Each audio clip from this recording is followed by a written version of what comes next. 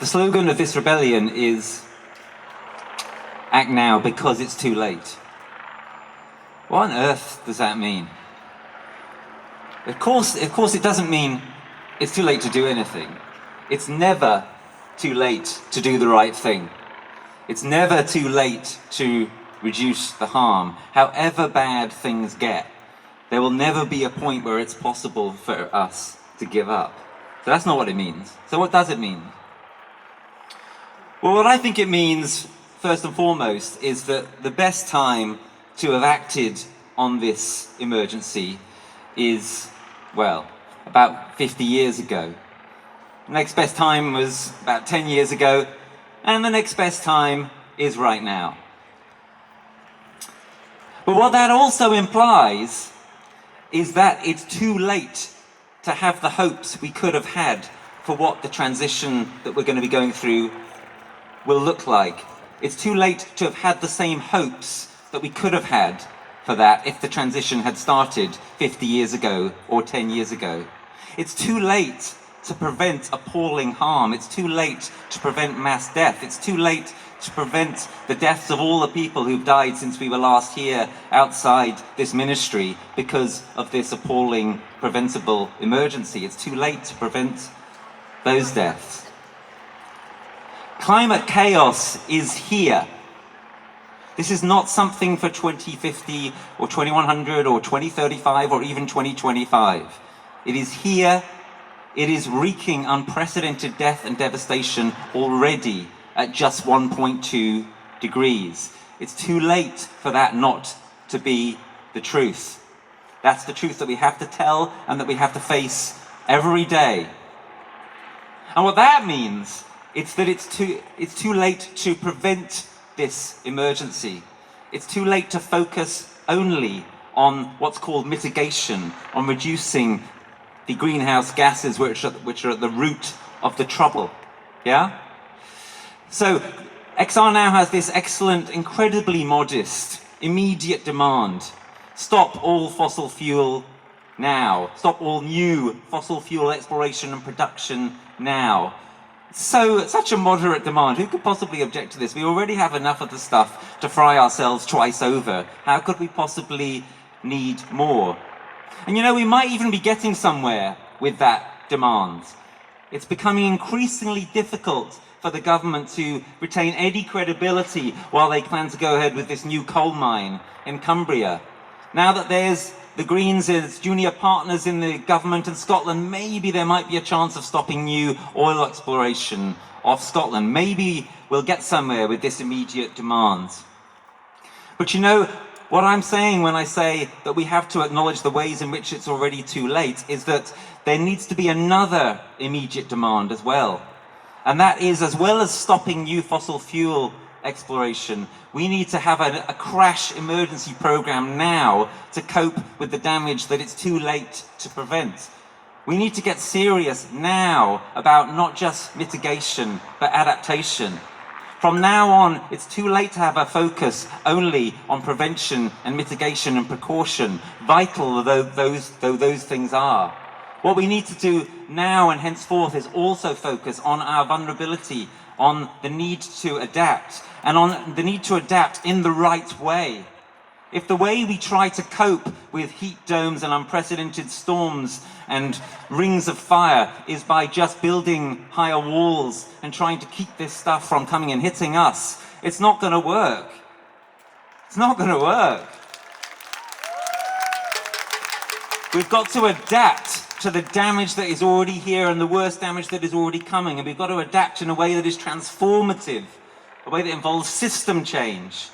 Yeah, we've got to make ourselves resilient. We've got to make ourselves more food secure. We've got to relocalize society. We've got to create flood defenses which work with nature, not against nature. We've got to restore wetlands. We've got to restore biodiverse habitats that can help us to absorb the water that is going to pour upon us with more and more frequency. We've got to adapt, but we've got to adapt transformatively. We've got to adapt in a way which mitigates and prevents at the same time. It's too late to do anything else.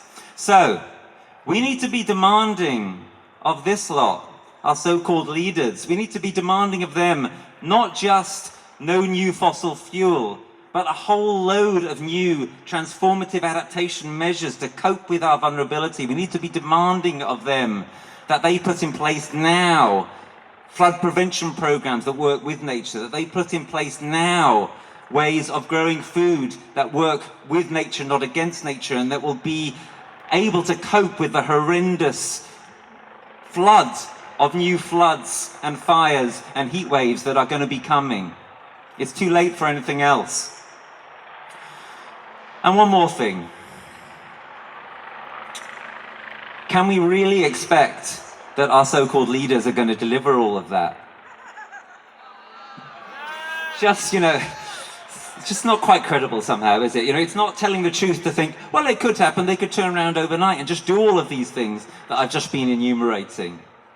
So it's too late for us to leave it all up to them. We need to start doing this stuff for ourselves as well. Yeah? What transformative adaptation, what really coping with our vulnerability is going to have to mean is we need to take more of this power into our own hands. And as well as demanding these changes from them, we have to say, it's too late for us to trust that you're going to deliver them all. So we're going to start putting in some of them ourselves. That's pretty demanding, but it's too late for anything else. We need to start turning the agenda of the transition towns movement and the permaculture movement and so forth into a reality on the ground. And if the powers that be try to stop that, then we need to use nonviolent direct action to make it happen, to support them, to make the kind of changes that we need to survive what's coming, what's already here and what's coming. It's too late for anything else. So, as we go forward through this rebellion and beyond it, demand not only that they leave the rest of the fossil fuels in the ground, but demand also that they start to make the kind of changes to cope with the disasters that are already here and that are coming. And if they don't respond to those demands, and they will not respond to them fully, then start to do it yourselves. Let's start to do it ourselves.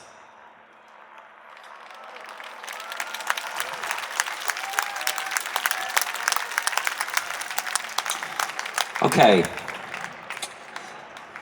I'll draw to a close by saying this. This rebellion is an important moment. What we're doing here today, right here, right now, this is important. The eyes of this country are upon us. But in November of this year, the eyes of the world are going to be upon us. There is a moment in history that is coming. In the lifetimes of many of the people here this afternoon, there is an event going to be taking place in Glasgow that is more significant than any event that has taken place in this country for a long, long time, probably for generations.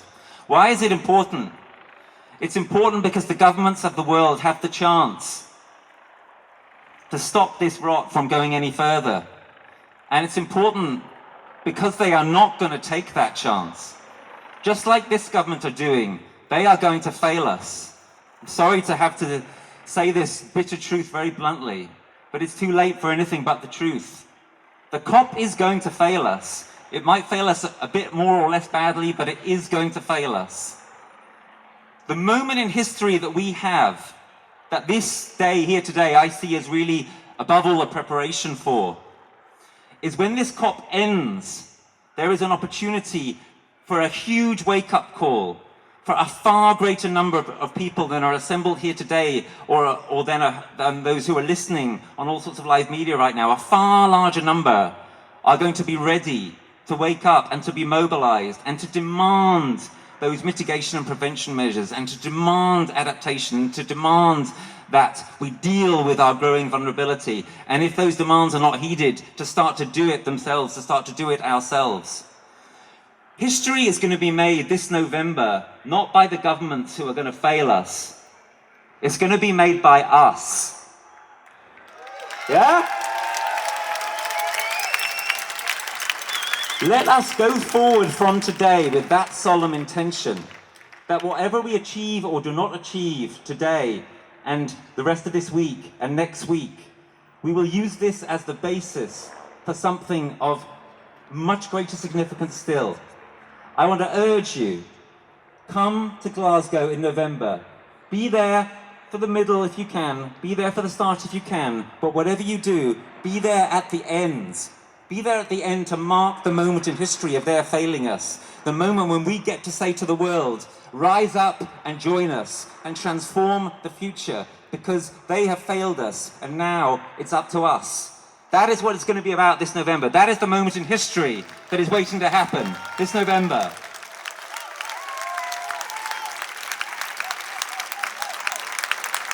So please, friends and comrades, whatever we achieve or do not achieve here today, plan on being there in Glasgow, Friday, November the 12th. And if you can't be there in Glasgow, be here in London. In every capital city in the world, we need people to rise up on that day and say, they have failed us. We are taking charge of history now. We are going to make the transformation happen, because it's too late for anything else. Thank you.